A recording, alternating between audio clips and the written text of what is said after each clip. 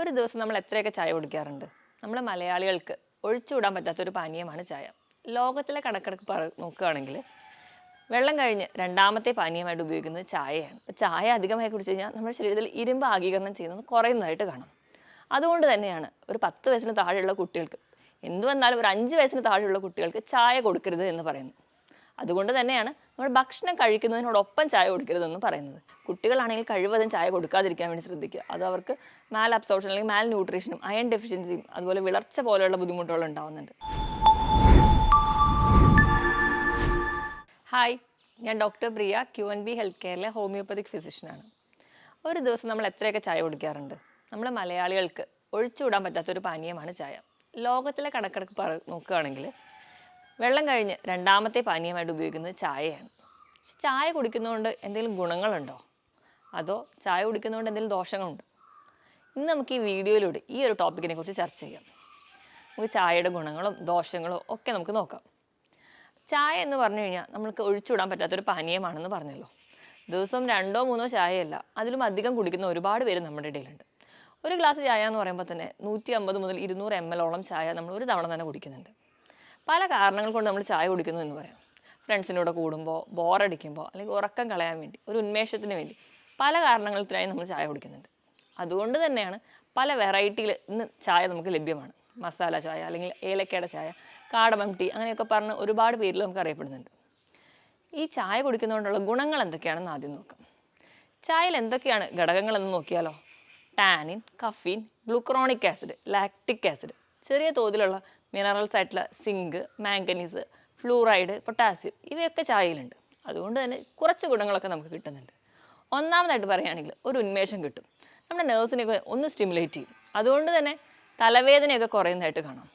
നമുക്കൊരു എനർജി താഴ്ന്നിരിക്കുന്ന സമയത്ത് ഒരു ഗ്ലാസ് ചായ കുടിച്ച് കഴിഞ്ഞാൽ ഇതുകൊണ്ടാണ് നമുക്കൊരു ഉന്മേഷം കിട്ടുന്നത്.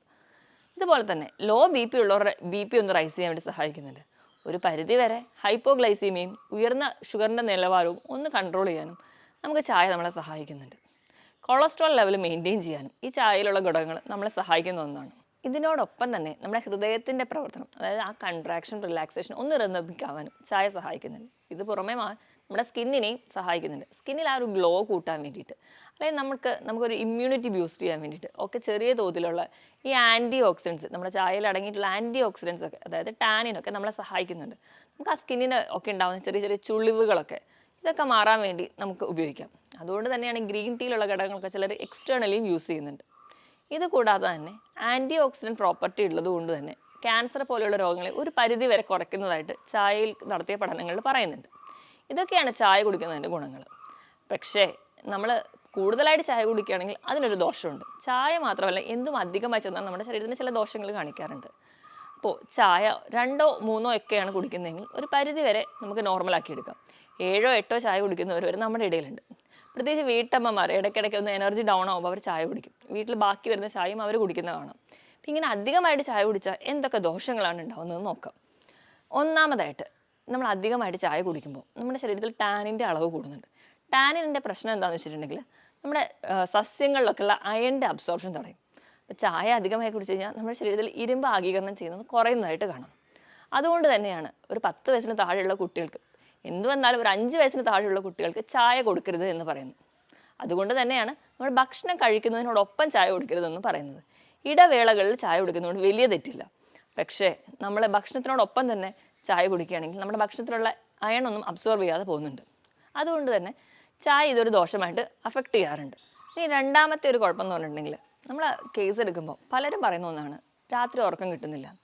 അപ്പോൾ അവരോടൊന്ന് ഡീറ്റെയിൽഡ് ആയിട്ട് ചോദിച്ചു കഴിഞ്ഞാൽ ഈ വൈകിട്ടാകുമ്പോൾ ചായയോ കാപ്പിയോ ഒക്കെ ഒരു എനർജിക്ക് വേണ്ടി കുടിക്കുന്നവരാണ്. അപ്പം ഒരു 6 മണിക്ക് ശേഷം നിങ്ങൾ ചായയൊക്കെ കണ്ടിന്യൂസ് ആയിട്ട് കുടിക്കുന്നുണ്ടെങ്കിൽ നിങ്ങളുടെ ഉറക്കം കുറയുന്നതായിട്ട് കാണാം. കാരണം ചായയിലുള്ള കഫീൻ ആ ഒരു ഇൻസ്റ്റൻറ്റ് ടൈമിലേക്ക് നമ്മുടെ ഉറക്കത്തിനെ മാറ്റി നിർത്തുന്നു. അല്ലെങ്കിൽ ഒരു സ്റ്റിമുലേഷൻ കിട്ടുന്നത് വഴി നമുക്ക് ഉറക്കം കുറയുന്നതായിട്ട് കാണാം.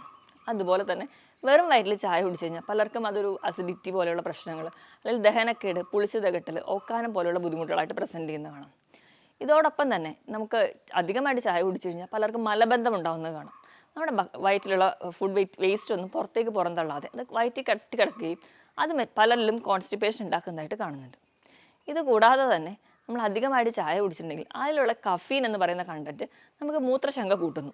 ഇടയ്ക്കിടയ്ക്ക് മൂത്രമൊഴിക്കാനുള്ളൊരു തോന്നലുണ്ട്. ഇങ്ങനെ ഇടയ്ക്കിടയ്ക്ക് മൂത്രം ഒഴിക്കുമ്പോൾ നമ്മുടെ ശരീരത്തിൽ ആവശ്യമുള്ള പല ഘടകങ്ങളും പുറത്തേക്ക് പോകുന്നു. ഉദാഹരണത്തിന് നമ്മുടെ ശരീരത്തിൽ നിന്നുള്ള കാൽസ്യം അമിതമായിട്ട് നഷ്ടപ്പെടുന്നു. അമിതമായിട്ട് കാൽസ്യം നഷ്ടപ്പെടുന്നതിൻ്റെ ഭാഗമായിട്ട് നമുക്ക് എല്ല് തേയ്മാനവും ഓസ്റ്റിയോപോറോസിസ് ഒക്കെ പെട്ടെന്ന് ഉണ്ടാവുകയും ജോയിൻറ്റ് പെയിൻസിനൊക്കെ കാരണമാവുന്നുണ്ട്. അധികമായി ചായ കുടിക്കുന്നവരുടെ കേസിൽ ഒരുപാട് പേർക്ക് ഇന്ന് മുട്ടുവേദനയും അല്ലെങ്കിൽ മറ്റ് സന്ധികൾക്കുള്ള വേദനയും കാണാൻ പറ്റും.